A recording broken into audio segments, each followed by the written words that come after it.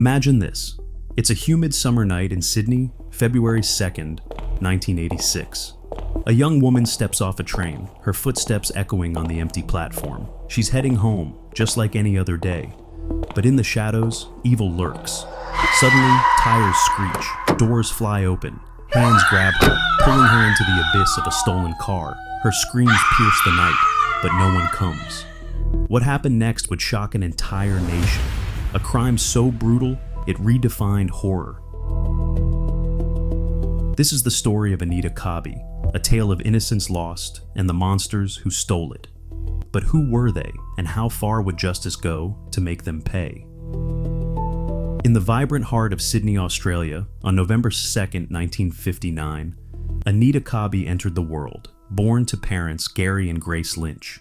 From the start, Anita was a beacon of light, beautiful inside and out, as her family would say. Growing up in a close-knit household, she shone brightly, even as a teenager, gracing pageants and claiming the crown at the Miss Western suburbs in November 1979. Friends whispered she had the makings of a model with her radiant smile and kind eyes. But Anita's path led her elsewhere. Inspired by her mother, a dedicated nurse, she pursued a career in healing. After graduating, she enrolled in a nursing program at Sydney Hospital, where her natural empathy made her a standout.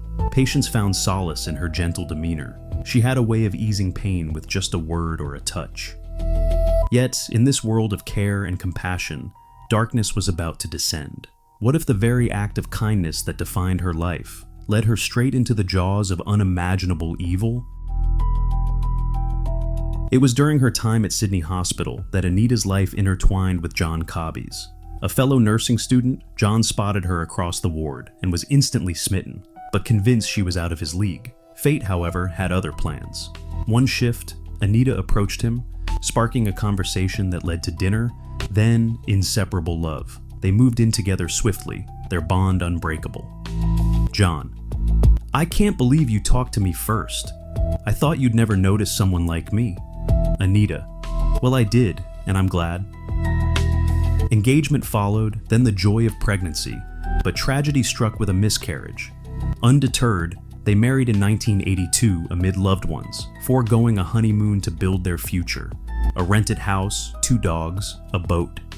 John shifted careers to horse training in Coffs Harbour, striking gold with a 10,000 bet win, over 51,000 today. They traveled the world, adventures that broadened horizons, but also sowed seeds of doubt. John yearned to settle and start a family. Anita, changed by their journeys, hesitated. By 1986, they separated amicably, living apart but still caring deeply. John called it a break, not an end. They even house hunted in January, hinting at reconciliation. Anita returned to her parents in Blacktown, pouring herself into nursing. But on February 2nd, 1986, after a shift ending at 3 p.m. and dinner with friends in Redfern, Anita boarded a train from Central to Blacktown. The phone booth was broken. No taxis waited. She walked Newton Road alone, into the night. What if that walk was her last? What horrors awaited in the shadows? As Anita strode through the dimly lit streets, a stolen Holden Commodore screeched to a halt.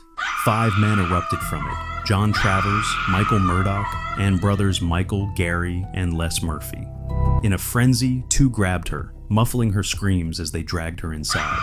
Anita cried and begged for help, saying she was married and unwell, hoping they'd show some compassion. But they didn't stop. They attacked her brutally, leaving her badly injured.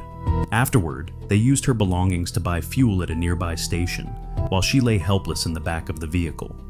They hauled her to a secluded paddock in Prospect, dragging her over barbed wire into the grass. For hours, under the stars, they assaulted and tortured her. A nearby farmer heard screams but dismissed them as animals or teens fooling around. Anita grabbed the blade, fighting desperately, nearly severing her fingers. He sawed through, then her throat, nearly decapitating her. They draped her body on the fence and fled, burning her clothes. But was this the end, or just the beginning of a nation's nightmare? Anita didn't return home. Her parents assumed she'd stayed with friends, but missing work prompted a report on February 3rd. That day, a farmer found her body, wedding ring intact. Investigators confirmed with her family. John was devastated. turning to drugs and grief. Suspicion fell on John. Their rocky marriage made him prime suspect. Police grilled him harshly, slamming him against walls, insisting he confess. "John, I didn't do it, but if you're so sure," he cracked, confessing falsely amid guilt over not picking her up. But timelines didn't match. He was cleared. Depression consumed him. Public anger exploded when a radio host revealed parts of the autopsy. Her injuries were severe: broken bones, dislocated shoulders, a crushed windpipe, and signs she tried to fight back. Reports also mentioned brutal injuries to her chest and lower body. Some rumors claimed even worse acts, though those were later proven false. A $50,000 reward was then offered for any leads. Investigators feared more attacks. Reenactments triggered tips.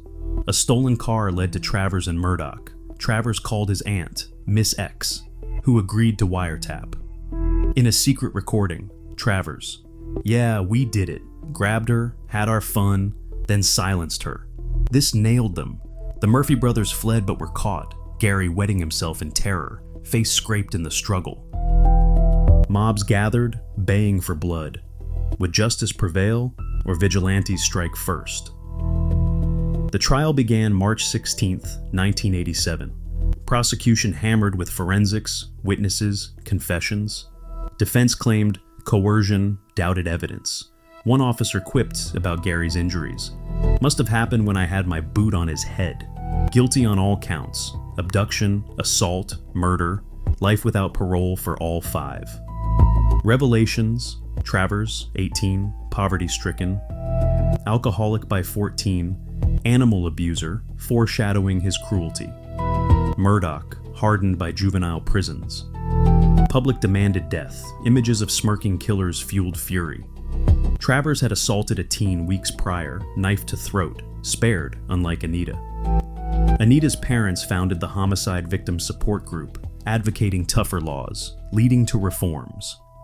Michael Murphy passed away in 20 at 6. The rest remain incarcerated, and a few have been attacked by fellow prisoners. John Cobby openly vows revenge. "I'd eliminate them in a heartbeat." He overcame addiction, remarried, had kids, changed his name back to Cobby, honoring her. Anita's parents never recovered, passing with broken hearts. Miss X hides in protection, threats lingering. In the end, Anita Cobby's story isn't just about loss.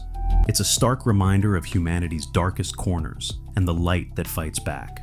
Her legacy endures and the laws changed, lives supported, but questions remain. How do we prevent such monsters? What breeds them? If this tale gripped you, dive deeper into the shadows with more stories on Buried Tale.